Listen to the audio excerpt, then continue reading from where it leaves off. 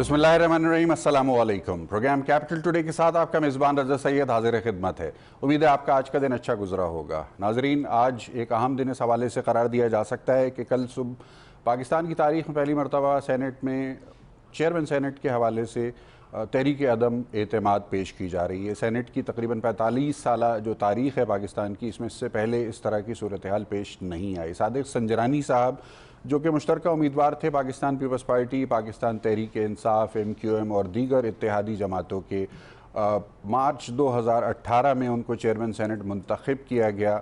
एक surprise move थी क्योंकि उसमें उस वक्त जनाब आसिफ अली जरदारी साहब ने एक लीडिंग पॉलिटिकल इनिशिएटिव लिया था, जिसके नतीजे में ये कॉम्प्लेक्शन सेनेट में बनी थी। याद रहे कि उस वक्त होने वाले इलेक्शंस में पाकिस्तान मुस्लिम लीग नवाज़ सेनेट में सबसे बड़ी जमात बन के सामने आ चुकी थी, लेकिन पाकिस्तान मुस्लिम लीग नवाज़ के उम्मीदवार को चेयरमैन सेनेट नहीं बनने दिया गया और जरदारी साहब के ताउन से सादिक संजरानी साहब इस मनसब जलीला पर फाइज हुए। अपोजिशन की जो मौजूदा सियासत है उसमें इस बात को ज़रूरी समझा गया, बिलखुसूस जनाब आसिफ अली जरदारी साहब की गिरद एहतसाब का घेरा तंग होने और उनकी गिरफ़्तारी के बाद कि सादिक संजरानी साहब को उस मनसब से हटा दिया जाए। इस हवाले से तहरीक जमा करा दी गई। बिलाखिर कल सुबह इसके ऊपर खुफिया राय दही के तहत वोटिंग होने जा रही है। अपोजिशन का दावा है कि उनको 67 अरकान की हिमायत हासिल है, लेकिन हुकूमती अरकान भी पुरअज़्म हैं कि क्योंकि खुफिया बैलेट के तहत ये राय शुमारी होगी तो हो सकता है कि वो भी कोई सरप्राइज़ देने में कामयाब हो जाएं। सारी सूरत हाल का जायज़ा लेने के लिए हमारे साथ इस वक्त मौजूद हैं मवासलाती राब्ते पर सीनियर सहाफ़ी और तज्ज़ियाकार, किसी तारुफ के मोहताज नहीं, मोहतरम जनाब मुर्तज़ा सोलंकी साहब। सोलंकी साहब, अस्सलाम वालेकुम। जी वालेकुम सलाम। सोलंकी साहब, क्या होता हुआ देख रहे हैं कल आप पाकिस्तान की सेनेट की तारीख में पहली मरतबा क्या होने जा रहा है?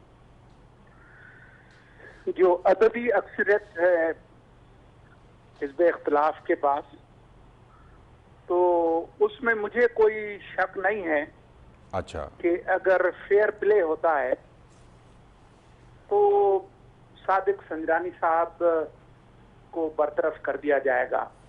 अच्छा बस सूरत दीगर जो है वो जो मुमकिनात हैं वो तो यही है कि अगर वो कोई बड़े पैमाने पे कोई खरीदो फरोख्त हो, कोई बड़ी धांधली हो, कोई धौंस दबाव के हरबे इस्तेमाल किए जाएं जिसकी अभी तक कोई इतलात नहीं है। अच्छा, तो इसलिए अगर कोई ऐसी मनफी चीजें नहीं हुई तो मुझे नहीं लगता कि सादिक संजरानी साहब रह पाएंगे। अच्छा, यानी आप ये कह रहे हैं कि जो सेनेट में हिज़्ब इख्तिलाफ के हामी अरकान हैं उनको फ़िलहाल उनकी तरफ से कोई ऐसी शिकायत मंजर आम पे नहीं आई कि उनको ऊपर दबाव डाला जा रहा है या उनको ख़रीदने की कोशिश की जा रही है, ऐसी कोई इत्तलात अभी तक सामने नहीं आई? कोई बड़े पैमाने पे इस तरह की कोई इत्तलात सामने नहीं आई। अगर इस तरह की कोई बात होती तो अब तक आ चुकी होती। अब कोई ऐसा कोई खुफिया अजीम मंसूबा हो कि आज की रात में कोई काया पलट जाए तो मैं कुछ कह नहीं सकता, लेकिन असल बात यह है कि इस वक्त कोई 65 के करीब वो कह रहे हैं जी। अभी भी BNP मैंगल के जो सेनेटर हैं उन्होंने कहा है कि वो कल फैसला करेंगे कि उन्होंने किधर जाना है, लेकिन अख्तर जान मैंगल ये इंटरव्यू में कह चुके हैं ऑन रिकॉर्ड के इसका कोई इम्कान नहीं है कि हम सादिक संजरानी की हिमायत करें। अच्छा, तो अगर वो उनकी हिमायत नहीं करेंगे तो फिर इसका मतलब है कि वो एब्सटेन करेंगे, यानी वोटिंग से उसी तरह से बाहर होंगे जैसा कि सिराजुल हक साहब जमा इस्लामी के हैं। अच्छा, यानी एब्सटेन हो सकता है, एब्सटेन किया जा सकता है। वो तो अगर वैसे भी वो हुकूमत की तरफ से है, उनका ताल्लुक, वो हिज़्ब इख्तिलाफ की बेंचेस पे नहीं बैठते जो BNM मैंगल के जो सेनेटर हैं। ठीक है, तो बात यह है कि उनको तो सिर्फ 53 वोट चाहिए। आज मेरी एक जो हुक्मरान इत्तेहाद के एक अहम सेनेटर से गुफ्तगू हुई जी, क्योंकि वो ऑफ द रिकॉर्ड गुफ्तगू थी तो मैं उसको कोट नहीं कर सकता सही, उनका नाम। सही। उनका ये कहना था कि हमें कोई 15-20 सेनेटर तोड़ने पड़ेंगे और इतनी बड़ी तादाद हम तोड़ नहीं सकते। अच्छा। ना हम उनको किसी तरह से कायल कर सकते हैं, ना खरीद सकते हैं, ना दबाव में डाल सकते हैं। अच्छा, तो इसलिए अगर नंबर्स गेम को देखा जाए तो इसका कोई इम्कान नहीं है कि संजरानी साहब बच पाए, ताकि वो कोई बड़े पैमाने पे कोई धांधली, कोई खरीदो फरोख्त ना करें, जिसकी अभी तक कोई खबर हमारे पास नहीं है। अच्छा, ये बड़ी हौसला अफजा बात आपने की, यानी एक जमहूरी माशरे की अक्कासी हो रही है कि ख़रीदो फ़रोख्त और दबाव की कोई शिकायत नहीं, कोई इत्तला नहीं, और आप इसलिए हमारे लिए बहुत ज़्यादा मोतबर हैं। और ये बड़ा दिलचस्प एक इत्तफ़ाक़ भी है कि बजिंजो साहब की जो नॉमिनेशन हुई थी अपोजिशन की तरफ से चेयरमैन सेनेट के उम्मीदवार के तौर पर, तो आपने गालिबन एक रोज़ पहले ही ट्वीट किया था जिसमें बजिंजो साहब का नाम आपने मेंशन किया था। तो यकीनन आप बहुत बाखबर हैं और सेनेट की जो इस वक्त जो सियासी मनूवरिंग है उसके ऊपर आपकी बड़ी गहरी निगाह भी है। तो ये बजिंजो साहब की नॉमिनेशन एक दिन पहले आपने कैसे ट्वीट कर दी थी? वो उस वक्त वो मेरी खबर थी, और आज जो मैं कुछ कह रहा हूँ आपसे वो तज्जिया है। अच्छा, वो आपकी खबर थी और वो खबर पूरी हो गई, तो अब उम्मीद की जा सकती है कि जो तज्जिया आज आप पेश कर रहे हैं वो भी कल जो है वो पूरा हो जाएगा। बहुत बहुत शुक्रिया मुर्तज़ा सोलंकी साहब, कीमती वक्त दिया आपने हमें। स्टूडियो में मौजूद हैं हमारे साथ इस वक्त मोहतरम जनाब इफ्तिखार हुसैन शिराजी साहब, सीनियर सहाफ़ी तज्ज़ियाकार ब्यूरो चीफ़ हैं डॉन के, और मौजूद हैं मोहतरमा गज़ाला सैफ़ी साहिबा, रुकन कौमी असम्बली और रहनुमा पाकिस्तान तहरीक इंसाफ हुक्मरान जमात से ताल्लुक़। मेरा ख़्याल है मैं शिराजी साहब से पहले इस मौजू पे बात कर लूँ, तज्ज़ियाती बात हो जाए, उसके बाद फिर हम गज़ाला साहिबा की तरफ जाएंगे। सोलंकी साहब की गुफ्तगू आपने सुनी, सोलंकी साहब ने न्यूज़ ब्रेक की थी बजिंजो साहब की उम्मीदवारी की, एक दिन 24 घंटे पहले उन्होंने इत्तला दे दी थी कि ये बजिंजो साहब बनने जा रहे हैं। तो अब बजिंजो साहब की जो कैंडिडेचर है उसमें बिलाशुबा एक सीनियर सियासतदान है, सियासी खानवादे से ताल्लुक़ है, बड़ा पस मंज़र है उनका, लेकिन एक सवाल है जो आम तौर से लोग पूछ रहे हैं वो ये कि क्या ये ज़रूरी है कि चेयरमैन सेनेट जो है वो बलूचिस्तान से लाजमी बनाया जाए? क्या कोई और सूबे से ताल्लुक़ रखने वाला सेनेटर इस पोजीशन के लिए नहीं है? मसलन परवेज़ रशीद साहब वहाँ पर मौजूद हैं जिनका PMLN से ताल्लुक़ है, सबसे बड़ी अददी एतबार से बड़ी जमात है। इसके अलावा राजा ज़फ़रुल हक़ साहब वहाँ पर मौजूद हैं। तो उनके होते हुए बजिंजो साहब को क्यों मुंतखब किया जा रहा है अपोजिशन की तरफ से उम्मीदवार के तौर पर? मेरा ख़्याल में जो बार बार बात की जाती है कि शायद जो छोटे सूबे हैं, बिलखुसूस बलूचिस्तान की बात की जाती है कि वहाँ पे एहसास महरूमी पाया जाता है। अच्छा, डिसीजन मेकिंग के अंदर उनको कोई ज़्यादा अमल दखल नहीं है, उनको रोल कोई नहीं है।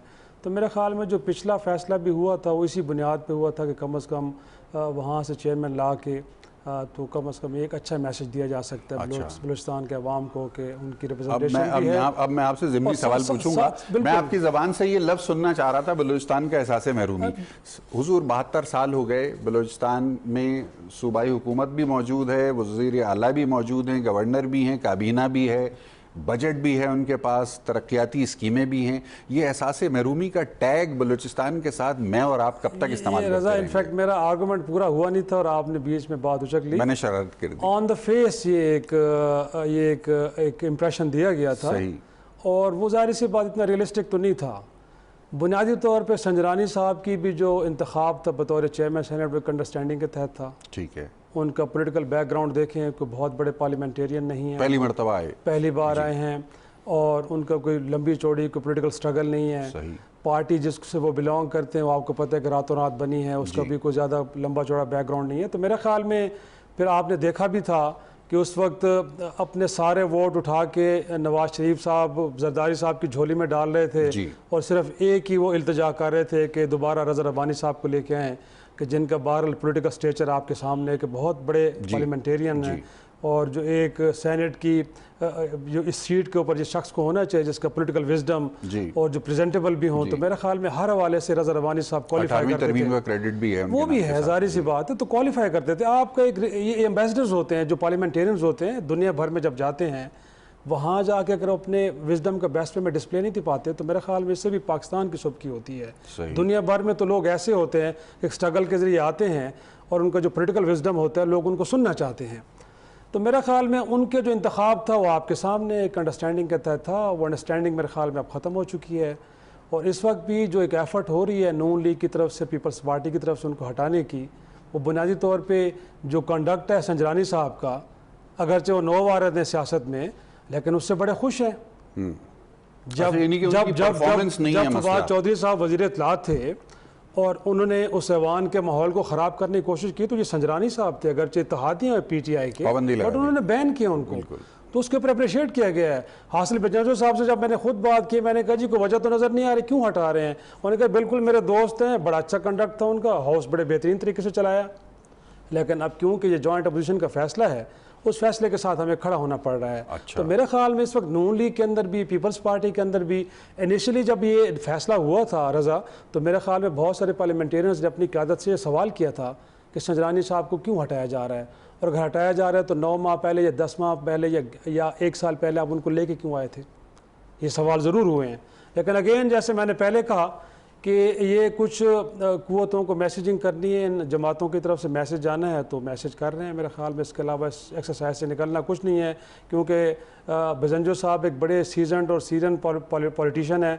मेरा नहीं ख्याल कि वो अपोजिशन जमातों के इशारों पे सेनेट का माहौल ख़राब करने के हवाले से कोई गवर्नमेंट को टफ टाइम देने का इरादा रख के बैठे हैं। मुझे नहीं लगता कि ऐसा होगा। वो हाउस को बड़े बेस्ट वे में चलाएंगे। उनका अपना जो पॉलिटिकल स्टेचर है वो भी इस चीज़ की डिमांड करता है कि वो किसी तमाशे का हिस्सा ना बने। तो कल के दिन अगर ये तहरीक कामयाब हो जाती है, और मेरे ख्याल में होनी भी चाहिए, क्योंकि सेनेट पाकिस्तान का अपर हाउस है, ऐवान बाला है, और यहाँ पे कम अज़ कम मैं इसको बड़ा एक जुमला लफ्ज़ यूज़ कर रहा, गंदी रिवायत कि जो अरकान को ख़रीदने की, हाउस ट्रेडिंग की, कम अज़ कम सेनेट्स कर जो अब अरकान को मुंतखब करते हैं, ज़रूर सूबाई असम्बलियों में ये काम ज़रूर होता है जी, लेकिन इस ऐवान के अंदर मेरा नहीं ख्याल कि होना चाहिए। और हुकूमत को भी इससे एतराज़ करना चाहिए कि एक ऐसी रिवायत होगी कि जिससे पाकिस्तान की बड़ी जग हसाई होगी कि एक ऐवान बाला के अरकान को ख़रीदा गया, और उन अरकान ने भी पार्टी क़यादत की इंस्ट्रक्शंस को बालाए ताक रख के, अपने ज़मीर के फ़ैसले को भी बालाए ताक रख के एक ऐसा फ़ैसला किया कि जो बहरहाल जिससे उनकी अपनी भी जग हसाई होगी और पाकिस्तान का भी कोई अच्छा नाम नहीं होगा। तो कल के दिन बड़ा फेयर प्ले होना चाहिए। संजरानी साहब को अगर घर जाना है तो बड़ी खुशी के साथ जाएँ, बजंजो साहब आएँ, उसके बाद अपोजिशन अपनी माइट यहाँ पे शो भी करे, और वो समझते हैं कि इसके ज़रिए वो अगर हुकूमत को सही ट्रैक पे लाना चाहते हैं, बकौल उनके अगर वो सही ट्रैक पे नहीं है तो लेके आए, देखते हैं। सही। गज़ाला सैफ़ी साहब पाकिस्तान तहरीक इंसाफ की रहनुमा रुकन कौमी असम्बली, पहली तो एक एक्नॉलेजमेंट हम ज़रूर देना चाहेंगे। अभी जैसे कि सोलंगी साहब जो कि बहुत ज़्यादा बाखबर हैं सेनेट की पॉलिटिकल मनूवरिंग के हवाले से, उन्होंने एक तरह से इंडोर्समेंट दी कि जनाब ख़रीदो फ़रोख्त की कोई तला नहीं है, तो इसका क्रेडिट हमें आपको देना पड़ेगा। पाकिस्तान तहरीक इंसाफ ने अगर सोलंगी साहब की तला के मुताबिक, उनके तज्ज़िये के मुताबिक अगर ख़रीदो फ़रोख्त नहीं की है, शिराजी साहब भी कह रहे हैं कि अपर हाउस है पाकिस्तान का, यहाँ पर ऐसी रिवायात नहीं होनी चाहिए। तो सवाल अब ये पैदा होता है कि जरदारी साहब की मर्ज़ी से संजरानी साहब आए थे, या जरदारी साहब की नाराज़गी के ऊपर संजरानी साहब अपेरेंटली जा रहे हैं, तो पाकिस्तान के अवाम को इसमें क्या मैसेज है? वो क्या खिदमात थी पाकिस्तान के अवाम की जो नहीं कर सके संजरानी साहब, और जो कर सकेंगे मुमकिना तौर पर बजंजो साहब चेयरमैन बनने के बाद? देखिए जी, जैसे दोनों तज्ज़िया निकारों ने बात की है, एक तो उन्होंने कहा कि मेरी ख़बर थी और एक मैंने तज्ज़िया दिया सोलंगी साहब, और मैं ये समझती हूँ कि ये फेयर प्ले तो होगा ही, मगर अपोजिशन शायद इस वक्त एक ऐसा रुख अपना दिखाना चाह रही है जो अपनी पावर दिखाना चाहती है कि हम जो हैं वो हाउस को टॉपल करेंगे और चेंज करेंगे। अच्छा। इसका करने से मेरे अगर वो करने में कामयाब हो जाते हैं, जो कि कल ही तक हमें अपनी फिंगर्स क्रॉस रखनी पड़ेंगी और देखना पड़ेगा कि इवेंचुअली हाउस के जो स्टेक होल्डर्स हैं वो क्या फ़ैसला करते हैं। मगर दोनों हाल में अगर संजरानी साहब जाते हैं और दूसरे साहब आते हैं, दोनों हाल में भी वही है कि अगर वो ये समझते हैं कि जी जो रूलिंग पार्टी है वो ख़रीदो फ़रोख्त ना करे और इनके फ़ैसलों पे अमल हो जाएगा और ये कर लेंगे, तो उसके बावजूद भी वो ये उस तौर पे भी इमोरल होगा और गलत होगा कि अपोजिशन पार्टी भी उनको डिक्टेशन दे और नए चेयरमैन ऑफ द सेनेट को। तो बहुत सारी बातें हैं जो सिर्फ बातों की हद तक रहेंगी, और जो हकीकत है वो कल के बाद इमर्ज करेगी और सीरियसनेस नज़र आएगी आपको, बिकॉज़ ये बहुत एक सीरियस फोरम है और सीनियर फोरम है, और इसके अंदर जो है किसी किस्म की भी फाउल प्ले किसी तरह से भी होना वो एक अच्छा इमेज नहीं देगी, चाहे वो रूलिंग पार्टी की तरफ से हो या वो अपोजिशन इसको प्ले अप करे कि जी Sanjrani is no more in our favour, is not good working well, तो हम उसको लें। तो ये बजंजो साहब तो इस तरह से होगा नहीं, बिकॉज ये सब जो लोग हैं ये सीनियर लोग हैं and they will not be actors in the hands of the सही। अच्छा, एक आज बिलावल भुट्टो जरदारी साहब की तरफ से आज एक मुतालबा सामने आया जिसमें उन्होंने कहा कि संजरानी साहब को चाहिए कि वो इस्तीफ़ा दें और घर चले जाएं। मेरा ख्याल है कि संजरानी साहब के हवाले से सुबह एक ख़बर भी हमने कहीं देखी थी चलती हुई कि शायद वो कंसिडर कर रहे हैं रेजिग्नेशन, लेकिन बाद में तरदीद सामने आ गई। तो अगर संजरानी साहब अज खुद इस्तीफ़ा दे देते हैं, क्योंकि नंबर गेम में स्टेटेड जो स्ट्रेंथ है उसके हिसाब से तो बहरहाल अपोजिशन का पल्ला भारी है, तो क्या उससे ये सूरत हाल ज़्यादा डिग्निफाइड नहीं हो जाएगी अगर संजय साहब इस्तीफ़ा ही दे दें खुद से और नौबत ना आए उनको वोट आउट करने की? तो क्या इससे पार्लियामान की और जमहूरियत की डिग्निटी में इजाफा नहीं होगा? उस तरह से भी नहीं होगा कोई इजाफा। अगर वो उस तरह हटा दिए जाते हैं तो कोई उसमें इजाफा नहीं हो रहा है डिग्निटी और उसमें, एंड वो इंसल्ट नहीं लेना चाहिए बिकॉज ये एक प्रोसेस है और ये लास्ट उसको रेजोल्यूशन होता है कि इसको आप इस तरह से करें। लेना नहीं चाहिए था ये वाला फ़ैसला अपोजिशन को, मगर अगर वो ले रहे हैं और कल अगर इसमें कामयाब हो जाते हैं तो इसमें संजरानी साहब की कोई सुबकी नहीं होती मेरे ख़्याल में उस तरह से, और उसको लेना भी नहीं चाहिए बिकॉज़ हाउस को अपना बिज़नेस पूरा करना चाहिए, फॉरवर्ड थिंकिंग होनी चाहिए। डिफ़िकल्टी तो क्रिएट करना चाहती है अपोजिशन, बट इस अमल से वो क्रिएट नहीं कर पाएंगे बल्कि उनकी अपनी ही मेरे ख्याल में सुबकी होगी इस हद सही है। नाज़रीन, इस वक्त मवासलाती राब्ते पर हमारे साथ मौजूद हैं पाकिस्तान मुस्लिम लीग नवाज़ की रहनुमा रुकन कौमी असम्बली मोहतरमा शाइस्ता परवेज़ मलिक साहिबा। अस्सलाम वालेकुम। जी अस्सलाम वालेकुम।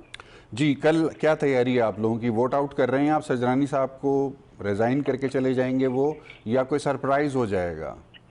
देखें, मैं नजूमी तो हूँ नहीं, लेकिन मैं इतना जानती हूँ कि मैं अभी अपनी बहन की बात सुन रही थी। ये actually it's our constitutional right, और अगर चेयरमैन चाहता है, अगर इफ द ऑपोजिशन वांट्स के वो मेजॉरिटी को रिप्रेजेंट करें तो इसमें कोई हर्ज तो नहीं है, ना इसमें कोई सुबकी है। अब अगर आप नंबर गेम्स पे जाएं तो देखें, अगर ये नंबर्स खराब नहीं होते, इनको डराया नहीं जाता, पैसे नहीं चलते या कुछ नहीं होता, तो इट्स अ वेरी क्लियर और ओपन गेम है, इसमें कोई ऐसी बात नहीं है। और जो भी चेयरमैन आएगा वो तमाम हाउस को साथ लेकर चलेगा, ऐसी तो कोई बात नहीं है।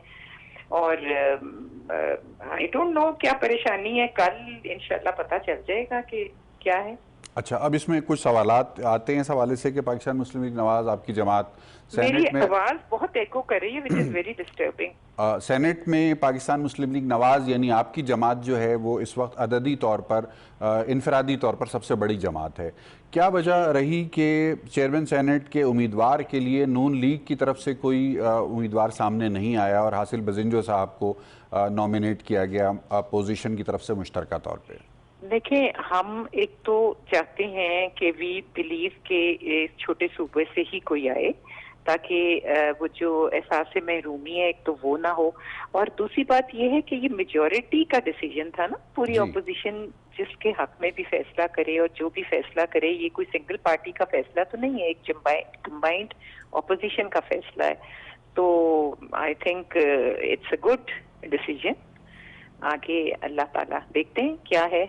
अच्छा, एक तासुर ये पाया जाता है पाकिस्तान पीपल्स पार्टी के सरबराह जनाब आसिफ अली जरदारी साहब ही इंस्ट्रूमेंटल थे संजरानी साहब के इंतखाब के वक्त 2018 में, और इस मरतबा जब उनको गिरफ्तारी का सामना करना पड़ा तो हतमी तौर पर पाकिस्तान पीपल्स पार्टी ने ही इस तहरीक को दोबारा से उठाया कि चेयरमैन सेनेट को तब्दील करके ये मैसेज दिया जाए कि पाकिस्तान पीपल्स पार्टी की इस वक्त पाकिस्तान की सियासत में क्या, पावर पॉलिटिक्स में क्या पोजीशन है। तो PMLN जो है वो उस वक्त पीपल्स पार्टी के मुकाबले में हार गए थे आपके उम्मीदवार राजा साहब। इस मरतबा PMLN बग़ैर किसी निगोसिएशन के पीपल्स पार्टी के साथ चली गई, तो ये तासुर के पाकिस्तान पीपल्स पार्टी दरपर्दा ड्राइव कर रही है सारे इनिशिएटिव को जिसमें PMLN उनका साथ दे रही है या उनके पीछे पीछे चल रही है, इसके बारे में क्या तबसरा कीजिएगा? देखिए, मैं तो इस बारे में आपको ये कहूंगी कि कोई किसी के पीछे नहीं चल रहा। ये जब एक कंबाइंड एक प्लेटफॉर्म होता है जिस पे तमाम पार्टीज इकट्ठी होती हैं, तो बहुत डिलिब्रेशंस के बाद, डिस्कशंस के बाद फैसले होते हैं। तो आई थिंक इसमें आगे या पीछे होने की बात नहीं है, इट्स अ जॉइंट कैंडिडेट, और क्योंकि हम एक इशू को लेके इकट्ठे चल रहे हैं कि हम यहाँ पे बैठकर हम इन फैसलों से एक तो मैसेज ये जाए कि जो कैंडिडेट आया है वो एक छोटे सूबे से ही है और तमाम पार्टीज एक प्लेटफॉर्म पे हैं और इंशाल्लाह मुल्क और कौम की बेहतरी के लिए करेंगे। और आपने जो इतना पहले इंट्रो किया वो तो आई थिंक पीपल्स पार्टी वाले बेहतर जवाब दे सकेंगे कि उनका पहले डिसीजन क्या था और अब ये क्यों है। बट आई फील कि इट्स अ जॉइंट ऑपोजिशन का एक कैंडिडेट आया है और छोटे ही सूबे से आया है and majority has the right to have their representation and it is our constitutional right. बिल्कुल दुरुस्त कहा आपने कि जमहूरियत में कोई ये बुरी बात भी नहीं आपका होगी, कोई काम भी नहीं रुकेगा और इंशाल्लाह बेहतर रहेगा। बहुत बहुत शुक्रिया, आपने कीमती वक्त दिया हमारे नाजरीन के लिए। गुफ्तगू का सिलसिला जारी रहेगा एक मुख्तसर वक्फे के बाद।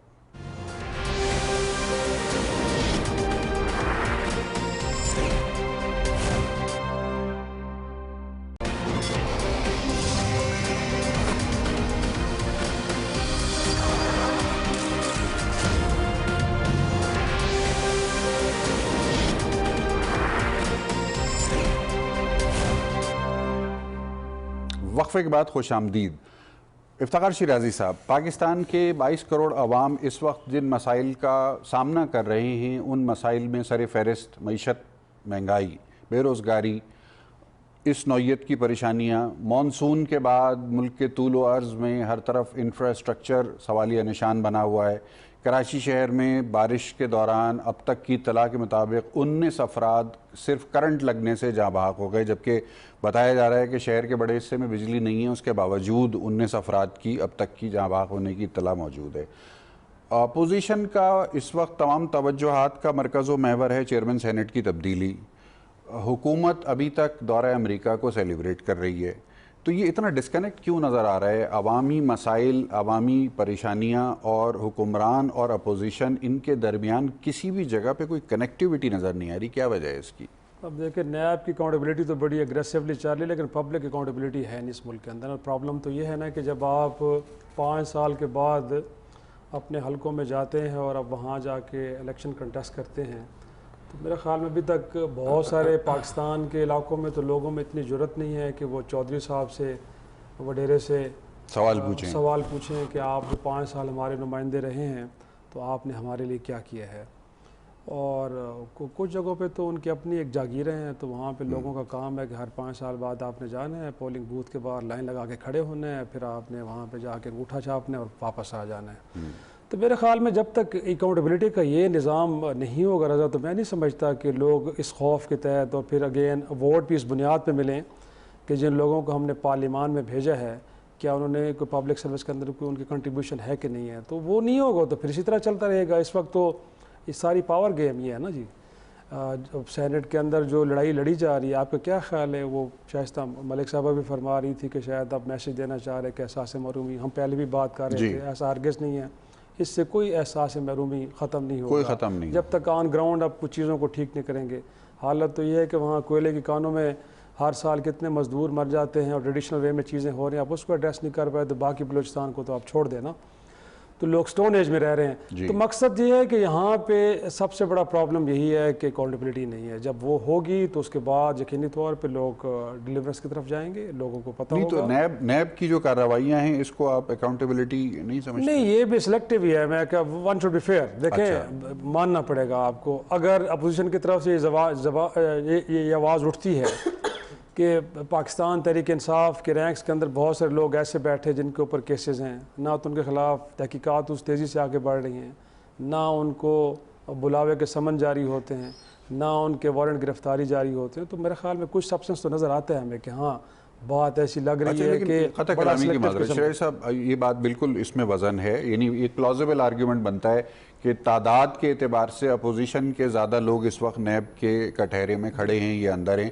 हुकूमती चंद एक ज़रूर नज़र आते हैं। लेकिन सवाल यहाँ पर ये पैदा होता है कि अगर ये क्या बैलेंसिंग करना ज़रूरी है? क्या अपोजिशन के वो लोग जिन्होंने गलत काम किए हुए उनकी अकाउंटेबिलिटी सिर्फ इस वजह से नहीं होनी चाहिए कि हुकूमत में बैठे हुए लोगों को नहीं पूछा जा रहा है? नहीं रज़ा, मेरा ख्याल में अगर इस मुल्क का चेयरमैन नैब अगर ये आर्गूमेंट दे कि पहले तो पिछले 10 सालों का हिसाब होगा और उसके बाद फिर हम जब नए लोग हैं इनको देख लेंगे या बाद का माजी का मामला बाद में देखेंगे, ये कोई आर्गूमेंट तो नहीं है ना, आप क्या बात कर रहे हैं। आपने खुद ये तयन कर लिया है कि ये 10 साल पहले, उसके बाद 20 साल पिछले, उसके बाद अगले 10 सालों को या 5 सालों को देखेंगे। ये कौन सा क्राइटेरिया है? जुर्म अगर आज हुआ है, इस जुर्म को आज पकड़ना है और मुजरिम को सज़ा भी आज के दिन देनी है आपने। अगर आपने इसको पेंडिंग में रखा है तो ये तो जस्टिस डिनाइल वाली बात है ना। आप, इसका मतलब है कि आप उसको डिले कर रहे हैं, ये नहीं हो सकता। इसीलिए एक तो ये है कि चेयरमैन नैब साहब को पॉलिटिकल स्टेटमेंट्स नहीं देनी चाहिए। सही। ना तो वो सहाफ़ियों के साथ, एंकर्स के साथ बैठ के अंदरूनी कहानियाँ बताएं, ना वो ये कहें कि अगर मैंने PTI के 10 लोग पकड़ लिए तो ये हुकूमत 10 दिन में गिर जाएगी। कौन होते हैं आप बात करने वाले? ये आपका काम नहीं है। आपका काम है रुथलेस अकाउंटेबिलिटी। आपको ये मैंडेट दिया गया है। पहली दफ़ा हम PTI को ज़रूर अप्रिशिएट करते हैं कि इस इदारे के ऊपर कोई पोलिटिकल प्रेशर नहीं है। इस इदारे के चेयरमैन को बुला के ये नहीं कहा गया कि आपने किसी के खिलाफ कार्रवाई नहीं करनी। हम इमरान खान को अप्रिशिएट करते हैं, लेकिन अगर आपको जो एक आपकी ऑटोनमस, एक आपकी जो लुक है, उसके अकॉर्डिंगली अगर आपको खुले तरीके से काम करने की इजाज़त दी गई तो मेरे भाई आप अपना काम करें। सही है। ये नहीं, और फिर ये है कि मैं नहीं कहता कि काउंटिंग होनी चाहिए चाहिए कि 10 लोग PTI के तो 10 लोग नून लीग के, 10 लोग पीपल्स पार्टी के।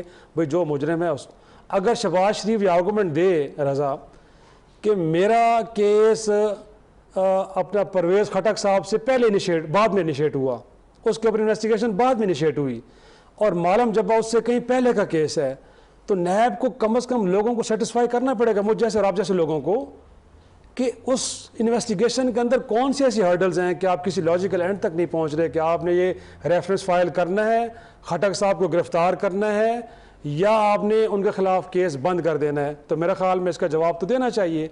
ये वो चीज़ें हैं जिसकी बुनियाद पर हमें लगता है कि कहीं ना कहीं जो अपोजिशन कह रही है वो ठीक कह रही है। राना सनाउल्लाह साहब के बारे में आप फरमाते हैं कि हमने रेड हैंडेड पकड़ा है, जुडिशल रिमांड पे भेजने की ज़रूरत ही नहीं, एक बंदा रंगे हाथों पकड़ा गया है। नॉर्मली प्रैक्टिस NF की ये है कि जब आप लोगों को पकड़ते हैं जी, आप बरामदशुदा सामान के साथ मुलज़म को पेश कर देते हैं। आज उनके लोग पार्लियामान में खड़े होकर भी पूछ रहे हैं, खुद राना सनाउल्लाह साहब पेशी पे जब आते हैं वो कहते हैं वो दिखाएं, एविडेंस दिखाएं, किधर है वो? सही। आप अभी तक नहीं दिखा रहे। तो इस सारे के सारे प्रोसेस को मशकूक तो आप खुद कर रहे हैं। सही। फदाला सैफी साहबा, बात हो रही थी 1 महीने में 1 जुलाई से लेकर आज की तारीख 31 जुलाई 16% अशिया जो रोज़मर्रा के इस्तेमाल की हैं आवाम की, उसमें तकरीबन 16% का इजाफा हो चुका है क्यूमुलेटिव। कुछ में ज़्यादा है, कुछ में कम है। 1 महीने में 16% महंगाई में इजाफा, इसको किस तरह से जस्टिफाई किया जा सकता है? देखें, ये जस्टिफाइबल नहीं है, मगर इसको प्राइम मिनिस्टर ने स्पेशली उसको चेक किया है और उन्होंने कहा है कि इसको देखो कि ये इतनी ज़्यादा जो बेसिक कमोडिटीज़ हैं, जो बेसिक चीज़ें हैं आम इंसान के इस्तेमाल की, वो एकदम से इतनी प्राइस हाइक नहीं होनी चाहिए। और उसको चेक करने के उन्होंने नोटिस भी जारी किया है और उन्होंने कहा है कि इसको एड्रेस किया जाए और चेक किया जाए, और उस पर उन्होंने अपनी बरहमी का भी इजहार किया है। और उसमें क्योंकि हम उस सिलसिले में बहुत दिनों से बातचीत भी कर रहे हैं कि वी नीड जो फूड इंस्पेक्टर्स हैं या जो इदारे हैं जिनका काम है ये चेक करना कि रेट्स जो हैं वो सही हों और जो रेट दिए गए हैं उन्हीं पे चीज़ों को बिकना चाहिए। डिप्टी कमिश्नर्स की जिम्मेदारी है, उनके नीचे आता है पूरा सिस्टम। उनको ज़रूरी है कि वो उनको एड्रेस करें और देखें, और प्रोविंशियल गवर्नमेंट्स को भी चाहिए कि वो अपने, क्योंकि देखिए ये डिस्कनेक्ट चाहे ये पार्टीज़ का सिलसिला नहीं है, ये आम लोगों को एक ज़िंदगी की जो आसानी है उससे महरूम नहीं करना चाहिए, चाहे वो रोटी हो या साबुन हो या घर की मामूली जो आम इस्तेमाल की चीज़ें हैं। क्या हुकूमत का इज़हार बरहमी काफ़ी है? नहीं, इसको पूरा कंसोलिडेट करके और ऑन ग्राउंड इसको एड्रेस किया जा रहा है। बरहमी का इज़हार तो एक ख़बर है, मगर उसके ऊपर पूरी जामे तौर पे काम हो रहा है ताकि सही तौर पे जो फूड, स्पेशली फूड रिलेटेड चीज़ें और घर की जो बेसिक नेसेसिटी का सामान है उसको एकदम से कोई लोग ऊपर नहीं करते हैं। जैसे अक्सर कपड़ों पे भी लोगों ने, कुछ ब्रांड्स ने अपने प्राइसेस बहुत बढ़ाई हैं। गज़ाला सैफी साहिबा, 16% इजाफे के जो ज़िम्मेदार लोग हैं, क्या हुकूमत को एग्जैक्टली ये पता है कि वो कौन से डिपार्टमेंट हैं, वो कौन से अफसरान हैं, वो कौन सी मशीनरी है हुकूमत की जिसका काम प्राइसेस के ऊपर नज़र रखना और उनको कंट्रोल करना है, या अभी इस बात का तयन करने की कोशिश की जाएगी कि कौन लोग थे कि जिनकी कारकर्दगी ना होने की वजह से प्राइसेस ऊपर चली गई? देखें, किसी इंडिविजुअल के ऊपर ये काम नहीं किया जाएगा, क्योंकि किसी एक एरिया में तो नहीं हो रहा ना। अगर ये इंडेक्स शो कर रहा है कि इतना ज़्यादा राइज़ हुई हैं प्राइसेस और इनमें कुछ फिक्टिशियस प्राइसेस भी हैं, तो उसको एड्रेस किया जाएगा। गवर्नेंस की इसमें है कि उसको गवर्नेंस को इम्प्रोवाइज़ किया जाए और उन तमाम इदारों को और स्टेक होल्डर्स को जो इसमें अपना नुमायाँ किरदार अदा कर सकते हैं उनको इन्वॉल्व किया जाएगा। ये ज़रूर है कि उनमें से कुछ लोग जो हैं वो उसमें ज़रूर इन्वॉल्व होंगे जिन्होंने उसको चेक नहीं किया, मगर सिर्फ उनको टारगेट नहीं किया जाना चाहिए और ना किया जाएगा, बल्कि इसको कंसोलिडेटेड एफर्ट करके और आसानी प्रेजेंट की जाएगी आम लोगों के लिए, ताकि उनके जो प्राइस हाइक है वो इस तरह से ना राइज़ करे कि वो अपने आप को हेल्पलेस महसूस करें। क्या ये मुमकिन होगा आपके लिए कि आप हमारे नाजरीन को बताएं कि ये अमल कितने दिन में मुकम्मल हो सकेगा, ताकि हम दोबारा आपको जहमत दें, फॉलो अप करें आपके साथ और अपने नाजरीन को बताएं कि इस इनिशिएटिव के नतीजे में प्राइसेस के ऊपर ये कार्रवाई हुई और ये कंट्रोल आया? क्या एक महीने के बाद हम रिव्यू कर सकते हैं? सारी इदारे अपनी जगह मौजूद हैं, उनको सही तौर पे डायरेक्शन की ज़रूरत है, उन्हें सही तौर पे बताने की ज़रूरत है कि इसमें लैप्स नहीं होना चाहिए, गड़बड़ नहीं होगी। और आई डोंट थिंक कि महीना 15 दिन में भी इसको एड्रेस किया जा सकता है। बिल्कुल ठीक है नाज़रीन, हम इंशाल्लाह टेकअप करेंगे इस मामले को और इसका फॉलो भी आपको देंगे। गुफ्तगू के सिलसिले को जारी रखेंगे एक मुख्तसर वक्फे के बाद।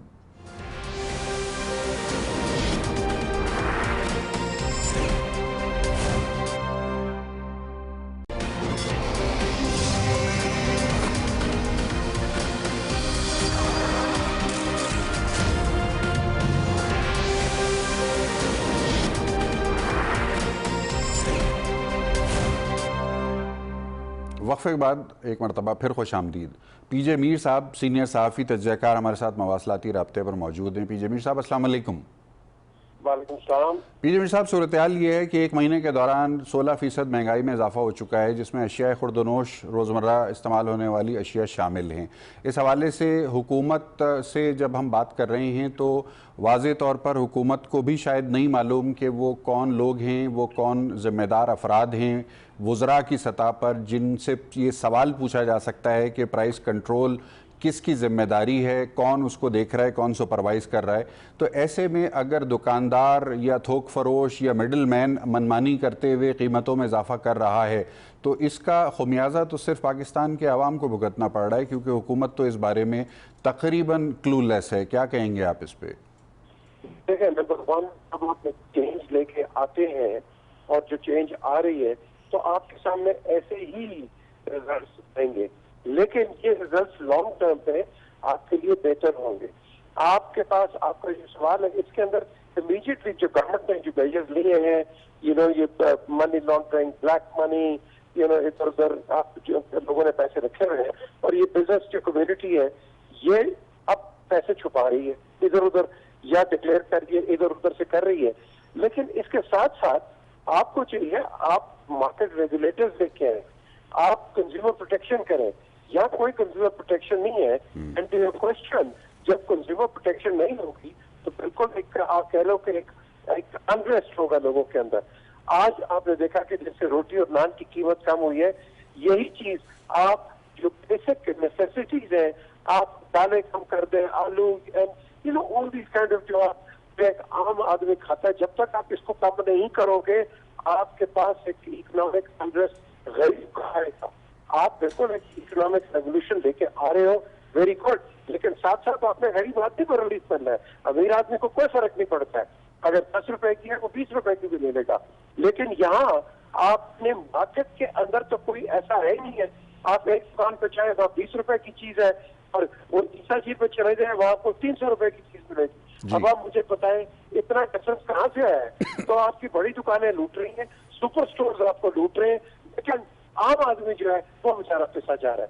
तो मैं समझता हूँ कि इस गवर्नमेंट को बिल्कुल ये स्टेप्स लेने चाहिए जहाँ के एक आम आदमी, गरीब आदमी जो है कम से कम उसकी उसकी तनख्वाह कितनी है और ये और महंगाई आप देख लो कितनी है। तो मैं समझता हूँ इसको पैरिटी पर लाने के लिए आपको बड़े सख्त इक़दामात लेने पड़ेंगे सही। Right across from Karachi to Islamabad. पीजेमी साहब, लेकिन एक सवाल बहरहाल आवाम पूछते हैं जिसका जवाब हमारे पास नहीं होता आप जैसे सीनियर लोगों से, इसीलिए हम ये सवाल ऑन एयर पूछ रहे हैं कि मनी लॉन्ड्रिंग अगर हो रही थी मुल्क में, अगर कुछ कारोबारी लोगों को टैक्स ना देने की वजह से पकड़ा गया, तो इससे आलू, प्याज, टमाटर और आटे की कीमत में क्यों इजाफा हो रहा है? क्या आवाम को सज़ा दी जा रही है इस बात की कि मनी लॉन्ड्रिंग वालों को क्यों पकड़ लिया गया? किस तरह से जुड़ती है ये बात जाके? इसको कैसे प्लॉजिबली एक आम आदमी तक कैसे पहुंचाया जा सकता है इस बात का, इसका जवाब? मनी लॉन्ड्रिंग को तो छोड़ो ना, जो आपने पकड़े हैं यहाँ, आप मैं आज आपको बता देता हूँ, आज आपको ब्रेकिंग न्यूज देता हूँ मैं जी। सेनेटर अहमद अली MQM के थे जी। उनको बेचारे को इन्होंने पकड़ लिया FIA ने मनी लॉन्ड्रिंग का। वो कहता है भाई पैसा मैंने जमीन बेच के, ये मेरे पास ट्रेल है, ये मेरे पास सबूत है, और ये मैंने बैंक में पैसे डाले और ये मैंने पैसे भेजे, तो मुझे कैसे कहते हो कि मनी लॉन्ड्रिंग? FIA उसके पीछे पड़ गई है, कोर्ट कहता है ये मनी लॉन्ड्रिंग नहीं है। अब आप मुझे बताओ, लोगों को बताओ कि मनी लॉन्ड्रिंग है क्या है? अब दिस इज दी, ये तो हालत हुई है इस मुल्क के अंदर यार। अब आप जो नहीं भी कर रहे हैं उसको पकड़ रहे हैं, जो पकड़ रहे हैं आप उसको उस तरह पीस रहे हैं। लेकिन जो आपका बेसिक सवाल है कि भाई ये जो कीमतें बढ़ रही हैं, ये क्यों बढ़ रही हैं? ये इसलिए बढ़ रही हैं क्योंकि आपने कभी भी आवाम का सोचा नहीं है। किसी गवर्नमेंट ने नहीं सोचा है, किसी गवर्नमेंट ने नहीं सोचा है। I think the only time I can remember कि एक आम आदमी खुश रहा है वो जनरल मुशर्रफ के टाइम खुश रहा है। ऑनेस्टली किससे पूछ ले, आप किसी गरीब आदमी से पूछ ले, वो कहेगा जब जनरल साहब का हुकूमत थी या हर चीज नीचे से थी, आगे भी हो सकती है। आज जनरल साहब के वजीर है ना, ये काम इनका काम था, काम करें। इमरान नहीं कर सकता, इमरान नीड सपोर्ट। लेकिन बात हमारी प्रॉब्लम ये है रजा, बदकिस्मती से डंडे से चलने वाले, हम प्यार से चलने वाले नहीं है। तो जब तक हमारे ऊपर डंडा ना हो आप आगे नहीं चलते हैं। आपने कभी देखा, कभी आप लाइन में गए, आप लाइन में नहीं जाते, आपकी सही कहा, ये है बिल्कुल कौमी मिजाज का हिस्सा है हमारा। अच्छा, एक सवाल और है हमारे पास, वो ये कि कल चेयरमैन सेनेट के हवाले से रायशुमारी होने जा रही है। खुफिया रायशुमारी के तहत ये तय किया जाएगा कि मौजूदा चेयरमैन सेनेट बरकरार रह सकेंगे या उनको हटा दिया जाएगा। चेयरमैन सेनेट की तब्दीली अपोजिशन कहती है कि ये हमारा जमहूरी हक है, इससे इनकार नहीं किया जा सकता। लेकिन सवाल ये है कि क्या अपोजिशन और हुकूमत इस वक्त अवामी मसाइल से आगाह नज़र आते हैं? क्या उनके कंसर्न्स पब्लिक बेनिफिट में आपको नज़र आ रहे हैं, या ये कुछ अपनी जो पॉलिटिकल मैनूवरिंग है सिर्फ उसी को प्रूव और डेमोस्ट्रेट करने का ही एक अमल है जो कल होने जा रहा है? ये सिर्फ शो ऑफ स्ट्रेंथ होने जा रहा है। जरदारी साहब निकले थे ना जब एक कोर्ट हेयरिंग के बाद, तो उन्होंने कहा कि भाई इसको क्यों चेंज कर रहे हैं? वो कह रहे जी हमारे लिए अच्छा काम नहीं कर रहा। और भाई ये काम क्या किसी इंडिविजुअल के लिए आया है? और मैं तो कहता हूँ आज इसी वक्त संजरानी साहब को आप निकाल दें, हटा दें या इस्तीफा ले लें, कि कल सुबह आपको और मुझे ये जो आपने पहले सवाल किए हैं, दालें भी सस्ती हो जाए, खाना भी सस्ता हो जाए, पेट्रोल भी सस्ता हो जाए, आप गाड़ियों का टैक्सेस खत्म हो जाए, मैं कहूँगा भाई इसको निकाल दो। भाई उनको निकालने से आपका क्या फर्क पड़ेगा? आप सब यहाँ शोर मचाते लंगड़ी जमहूरियत, और ये जमहूरी तौर से आप ही ने इनको इलेक्ट किया, अब आप कहते हैं इनको हटा दो। और भाई सर डेमोक्रेसी कहाँ गई है? मुझे ये कितनी डायकॉटमी है, हिपोक्रेसी है। खुद इलेक्ट करके आप कहते हैं उसको हटा दो। Why? Because you just want to have a show of strength. ठीक है, इस गवर्नमेंट के पास इतनी मेजोरिटी नहीं है, so what are you going to do? आप जितने भी आप सवाल कर रहे हैं, गवर्नमेंट एक मुसीबत में, इकोनॉमिक क्राइसिस में, आप क्या आके ले लेंगे, कुछ कर लेंगे? सो मैं समझता हूँ इसमें अवाम का ये बिल्कुल करेंगे, अवाम को गलत मैसेज पहुंचाया जाएगा और इंटरनेशनली ये गलत मैसेज पहुंचाया जाएगा। और यार ये तो लोग इन पर जमहूरियत आती है तो ये जमहूरियत को खुद तोड़ना चाहते हैं। तो I don't think this is a good step as far as democracy is concern. बहुत बहुत शुक्रिया पीजेमी साहब, कीमती वक्त दिया आपने। इफ्तिखार शिराजी साहब, पीजेमी साहब की गुफ्तगू आपने सुनी। ये सवाल एक मरतबा पहले भी उठाया जा चुका है कि अगर चेयरमैन सेनेट की तब्दीली से आलू प्याज की कीमत कम होती है तो पाकिस्तान के 22 करोड़ आवाम खुद जाएंगे और उनको बग़ैर वोट के ही उठा के ले जाएंगे, घर पहुंचा के आ जाएंगे। तो ये सियासी शो ऑफ स्ट्रेंथ, जमहूरियत का हुस्न, जमहूरियत का ऑप्शन, ये बड़ी खूबसूरत खुशनुमा किस्म की गुफ्तगू है जो हमारा आप कर रहे हैं मुसलसल। लेकिन पब्लिक इंटरेस्ट जो है, जो 16% महंगाई बढ़ गई है और जो आगे भी बढ़ती हुई नज़र आ रही है वाज़े तौर पर, इसलिए कि हुकूमत को तो यही पता नहीं है कि इसको कंट्रोल कौन करेगा, ज़िम्मेदार कौन है इसको कंट्रोल करने का। तो क्या देख रहे हैं आप? मैं आता हूँ आपकी तरफ। शिराजी साहब का कमेंट मैं है। तो इस बात पे हैरान हूँ कि कल प्राइम मिनिस्टर ने बरहमी का इजहार किया। अभी बरहमी का इजहार आप क्यों कर रहे हैं? क्या आपको नहीं पता कि आपकी गवर्नमेंट ने आने के बाद मुल्क में बिजली और गैस की कीमतों में 200% इजाफा किया? नहीं तो बरहमी का इजहार करने के लिए तो मोहतरम हसन निसार साहब मैं काफी एक बात कर रहा हूँ, मुल्क का चीफ एग्जीक्यूटिव क्या वो लाइल में खुद उसकी काबीना ने ये फैसले किए हैं, आपने उन फैसलों को एंडोर्स कर रहे हैं, वो इम्प्लीमेंट हो रहे हैं। भाई कमर्शियल सारिफ जब तंदूर वाले को गैस जो पहले बिल देता था 10,000 का रजा, अब वो देगा 25,000 रुपये का, तो आप उसको ये मैसेज देना चाह रहे हैं भाई मेरे आप नुकसान का कारोबार करें, गोया कि महंगी रोटी पकाएं, लोगों को सस्ती दें, क्योंकि मैं चाह रहा हूँ नहीं है, ये मुमकिन तो नहीं है ना। इसी तरह इंडस्ट्रीज को आप मैसेज दे रहे हैं कि बिजली मैंने महंगी कर दी है, गैस मैंने महंगी कर दी है, आपकी इनपुट कॉस्ट तो मैंने आपको बढ़ा दी है, बट आप महंगी चीज़ें तैयार करके लोगों को सस्ती दें। ये कहाँ किस दुनिया में कारोबार ऐसे होता है? फिर ड्यूटीज़ कितनी बढ़ा दी आपने, ये तो एक आस्पेक्ट है। उसके अलावा आपने जो रिफॉर्म्स के नतीजे में जो आपने ड्यूटीज़ बढ़ाई हैं, इंपोर्ट आइटम के ऊपर अगर आपने ड्यूटी बढ़ाई है तो जो शख्स बाहर से एक पेन महंगा ख़रीदेगा 10 रुपये का, आपको 8 रुपये का कैसे दे सकता है? उसने तो 12-14 में भेजना है ना। तो चीज़ों की कीमतें बढ़ेंगी भाई, और ये अनरियलिस्टिक नहीं है। होर्डिंग का एलिमेंट सीजनल आइटम्स में होता है, सब्जियों में हो गया, वो चीज़ें जो जिसमें थोड़ा सा आप कर सकते हैं कि इनिशियली लोग होल्ड करते हैं, उसके बाद फिर मार्केट में लेके आते हैं, बाजू का चीनी और घी में भी ऐसा हो जाता है। बट मेजॉरिटी आइटम्स के अंदर बड़ा रियलिस्टिक इजाफा है, क्योंकि आपने ड्यूटीज़ भी बढ़ा दी हैं, आपने इनपुट कॉस्ट भी इंडस्ट्रीज की बढ़ा दी है बिजली और गैस की सूरत में। और तो मेरे ख्याल में इस पे ना तो आप नोटिस लें, ना आप इनको वापस लेके आएंगे, या तो आप ये कर दें कि लोग घरों में रोटी पकाएं पे तंदूर बंद करने जा रहे हैं हम, आप और धंधा करें, ये कर नहीं कर सकते, क्योंकि खसारे का काम कोई भी नहीं करेगा।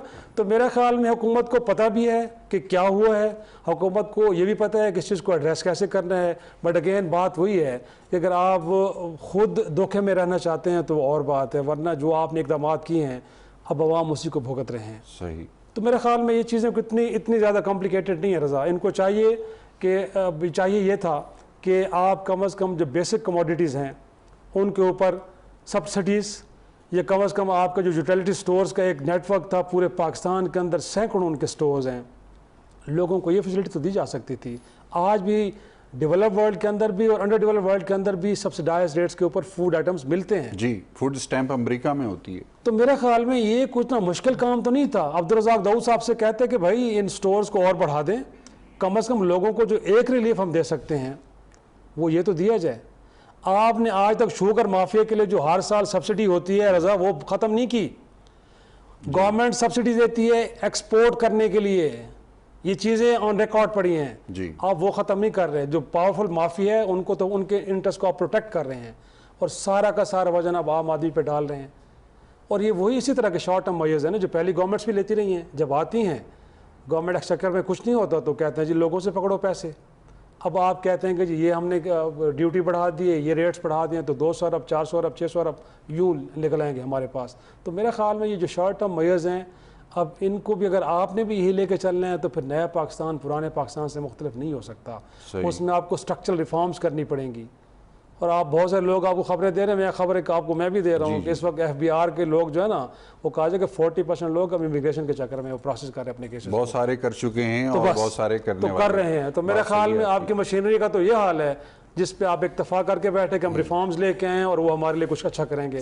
वो अच्छा करने वाले नहीं है, वो यहाँ से निकलने वाले हैं। सही। अच्छा गजाला सैफी साहब, मैं एक दो बातों का जवाब दे दूं, बिकॉज इन्होंने जो तफसीली बात की उसमें इन्होंने बहुत इधर उधर, एक तो ये कि जो इम्पोर्टेड आइटम्स हैं उसका एक आम आदमी की पहले बात हो रही है, आम आदमी की ज़िंदगी से रिलेटेड कमोडिटीज़ की बात हो रही है, आम आदमी से रिलेटेड वो चीज़ें जो कि आलू प्याज, और वो एक तरफ तो ये कह रहे हैं कि वो कुछ अरसे की होर्डिंग है, जब उन पे छापे पड़ेंगे उनको चेक किया जाएगा तो वो नॉर्मल। दूसरी तरफ ये इम्पोर्टेड आइटम्स की बात कर रहे हैं कि जो इम्पोर्टेड आइटम गरीब आदमी के इस्तेमाल की चीज़ें नहीं हैं और उनका इम्पैक्ट भी नहीं उनका इम्पैक्ट भी नहीं पड़ रहा है उनके ऊपर। मगर ये है कि दूध वगैरह के ऊपर उतना ज़्यादा लगे, डायपर्स के ऊपर मैं खुद खरीदता हूँ, मुझे डायपर्स लोकली भी बन रहे हैं। You don't have to go for a diaper brand. Pakistan में भी बहुत सारे बच्चों के नैपकिन, सैनिटरी नैपकिन्स बन रहे हैं बच्चों के लिए।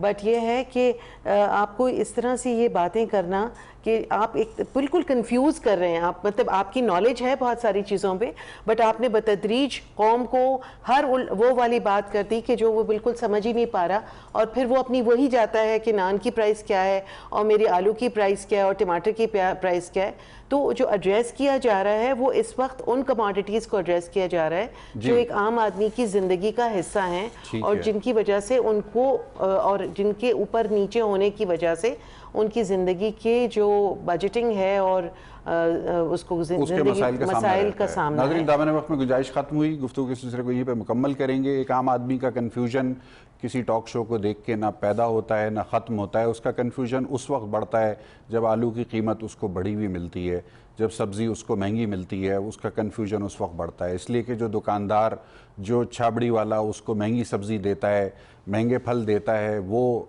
ये जवाब पेश करता है कि जनाब हमारे पास तो पीछे से जो सप्लाई आई है वो महंगी आई है।